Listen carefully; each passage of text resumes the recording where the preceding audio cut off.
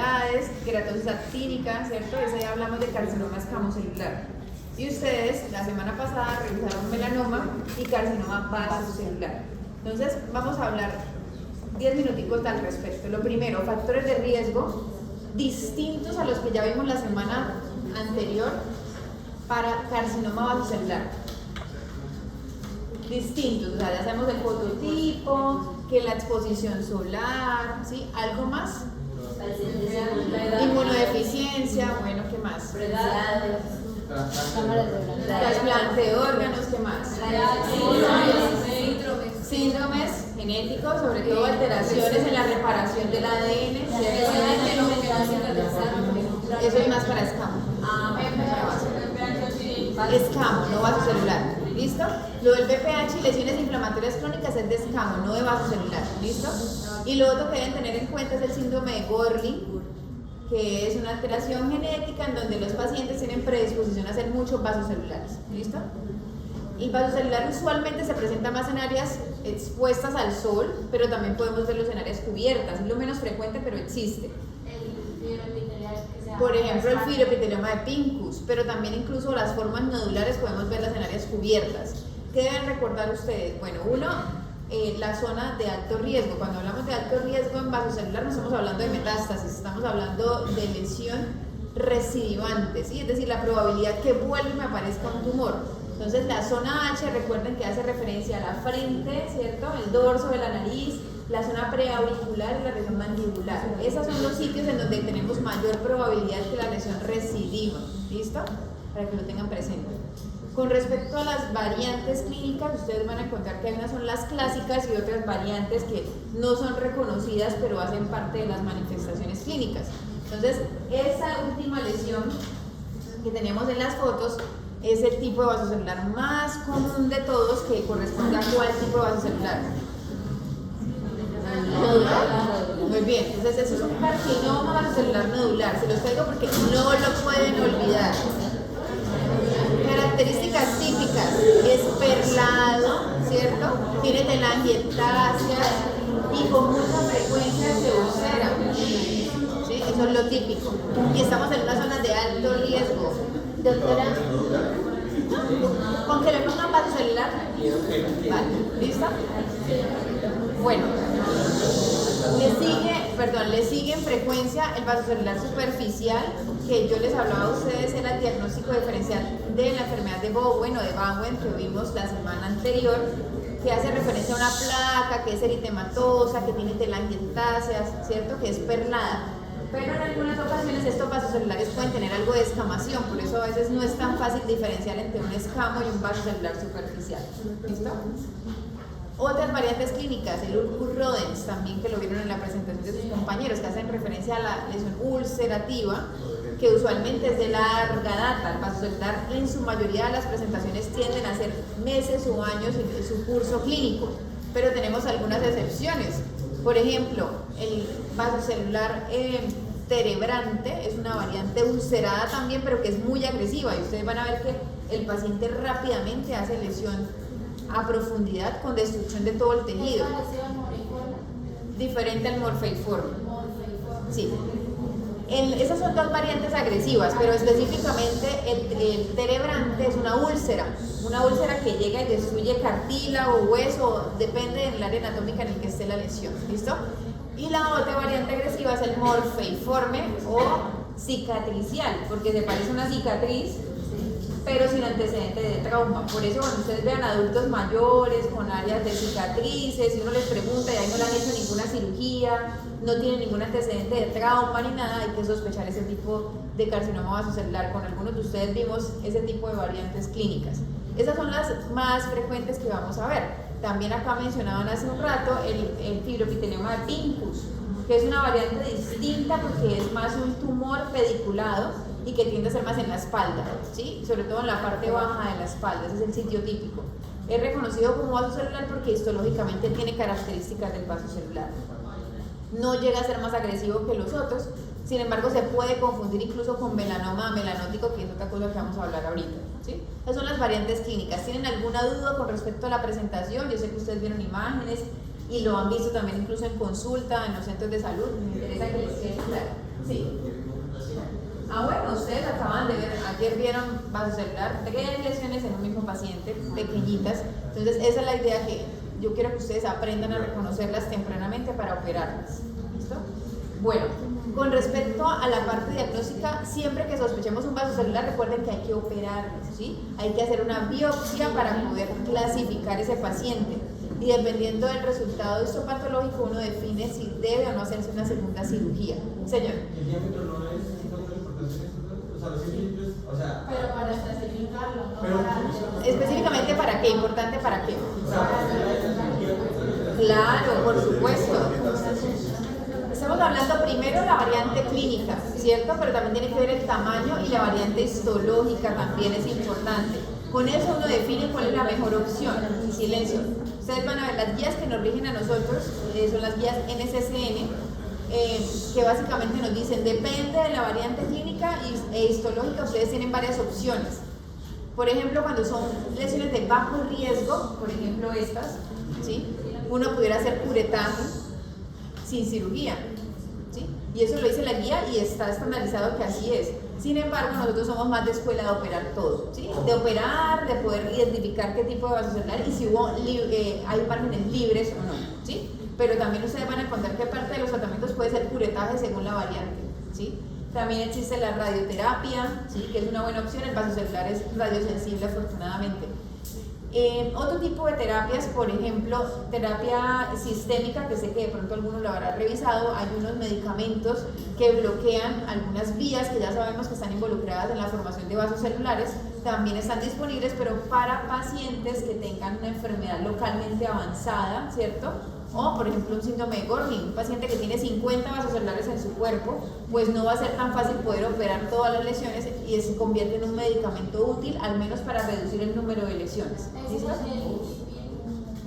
No, eso es del melanoma. Bismodegib, sonidegib, que son los dos que tenemos disponibles en este momento. ¿Listo? Riesgo de metástasis del vaso celular. Uy, ¿no me lo dieron que 15? ¿Eso es altísimo? No, 0.004%, o sea, eso es una cosa muy baja, ¿sí?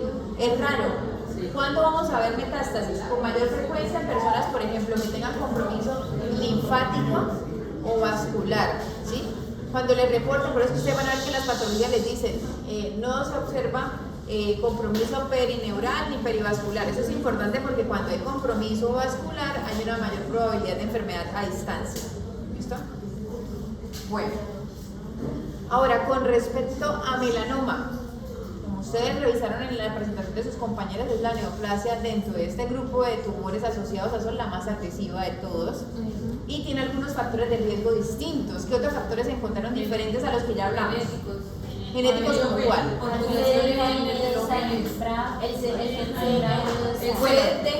Pero digamos que sí, las mutaciones hacen parte de la fisiopatología, pero desde el punto de vista clínico, ¿qué cosas les deben hacer sospechar? Tener lesiones como los efelides. Bueno, tenemos muchos efelides, ¿qué más? pelirrojo. Bueno, los léntigos, Los el neos pelirrojo, atípicos. neos atípicos, muy bien. ¿Cuántos? Más de 8. Más de 100. Algunos hablan 50, otros hablan de 100, ¿sí? Neus normales, comunes, 10 no, ¿sí? De 50 a 100, ¿sí? Muy bien, atípicos más de 5, ¿sí? Hay que recordarle que esos riesgos son multiplicativos. Muy bien. Si el paciente tiene varios factores de riesgo, se aumenta multiplicativamente los factores de riesgo. Exacto, entonces tenemos un paciente que tiene muchas efélides, tiene léntigos, tiene neus atípicos y además tiene más de 100. Vamos a ver que incluso puede ser hasta 1000 veces el riesgo de melanoma, ¿sí?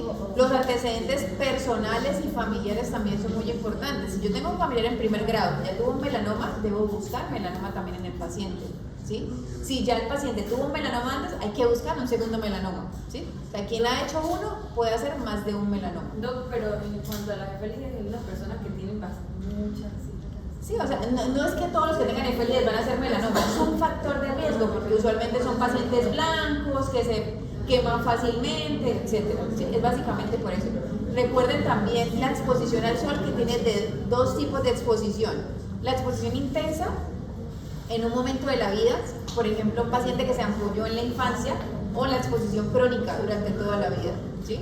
Estas son las dos formas en que tenemos riesgo de hacer melanoma en áreas expuestas. ¿Listo? Ahora, hay otros factores de riesgo, como por ejemplo algunas razas, algunos fototipos, ¿cierto? Algunos otros factores, incluso se habla hasta de pesticidas y otro tipo de agentes químicos que también parecen predisponer algunas variantes del melanoma, ¿sí? Que lo vamos a ver ahorita. Con respecto a la presentación clínica, ¿cuál es la variante más frecuente a la que ustedes se van a ver enfrentados? La esteroide superficial. Eso es en Estados Unidos, nosotros no somos Estados Unidos, en nuestra población. La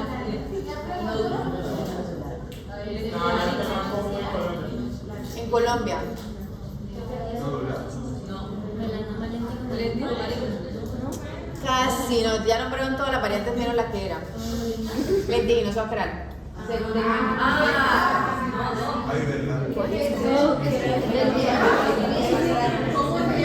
un melanoma lentiginoso acral.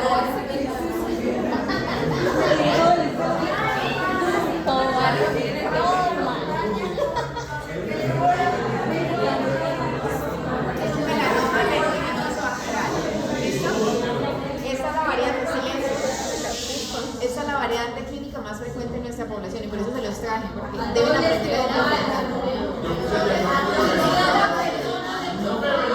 Son imágenes de libro, si leyeran del libro las hubieran visto.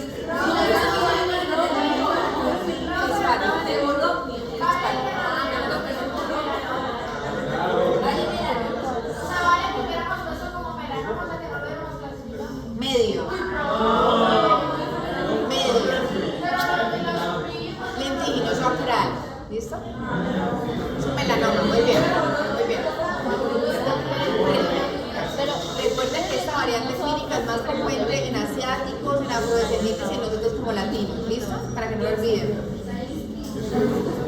Bueno. Esta es el pero igual es que puede estar en cualquier, puede sacar un artículo. Lo importante es que ustedes reconozcan la imagen. ¿Sí? Silencio. Recuerden que esa variante clínica es agresiva y por eso están viendo una lesión nodular ahí. Ese paciente tiene ya un compromiso nodular, ¿sí? O sea que puede tener una alta probabilidad de compromiso a distancia. ¿Listo? En frecuencia después nos sigue la variante nodular, que también es bastante agresiva. Se ve así como un nódulo delimitado, usualmente pigmentado. Recuerden que existe el melanoma melanótico, que es más de un tono como entre color piel, rosado, rojizo, ¿sí? Y tenemos el melanoma de extensión superficial, que es lo que estaban mencionando ustedes, que es el más frecuente en caucásicos.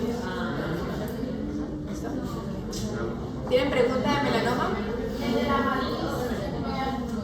Muy bien. Eso también lo vamos a ver, claro que sí. ¿Cómo lo van a sospechar? Entonces recuerden que todas las bandas pigmentadas que vean, silencio, en un dedo, ya sea de manos o pies, deben revisarse. Hay una ABCD también para las uñas, así como lo hay para la piel, ¿sí? Así como en la piel es asimetría, bordes, el color y el diámetro, en las uñas también tenemos la edad, que es de age, para mirar la edad. Acuérdense que esto es más de pacientes adultos mayores de 50 años, ¿cierto? La B es la banda. La banda debe tener menos de 3 milímetros. Y debe ser, la C, el color debe ser homogéneo. Si yo veo que empieza como a degradarse ese color, eso es un melanoma hasta que se demuestre lo contrario, ¿sí? Lo mismo el diámetro, que debe ser de 3 milímetros. Y hay que tener en cuenta la E de extensión, que es el signo de Hutchinson, que es básicamente como el pigmento se sale de la lámina y empieza a pigmentar el pliegue de la uña, ¿sí? No esperen a ver la mancha alrededor de la uña para pensar en un melanoma. La idea es que si ustedes ven una banda de pigmento que aparece de un momento a otro en un paciente adulto mayor o un paciente más joven, en un solo dedo, ¿sí? Usualmente es el pulgar, el dedo más frecuente, le siguen los dedos gordos de los pies, debemos estar muy pendientes que sea un melanoma, o por lo menos descartarlo. ¿Listo? ¿Hacia dónde hace metástasis el melanoma? Primero que ganglios. Ganglios regionales, muy bien. ¿Qué vísceras? Hígado, sí. ¿Dónde más? Pulmón, huesos y sistema nervioso central. ¿Listo? Son los sitios que hay que buscar. Los pacientes con melanoma, si ustedes se enfrentan a ellos, por favor, biopsia ampliada. Si a ustedes les toca hacer la biopsia, si no, deriven rápido el paciente. Pero si ustedes tienen la responsabilidad de hacerlo, deben ser responsables de cómo tomarla. ¿Qué quiere decir eso? Que la van a tomar profunda, hasta el tejido graso. Si ustedes no hacen ese tipo de resecciones así, hasta el tejido graso, el patólogo le va a decir hasta dónde llega la muestra que usted le manda. ¿Y cuál va a ser el problema de eso? El pronóstico.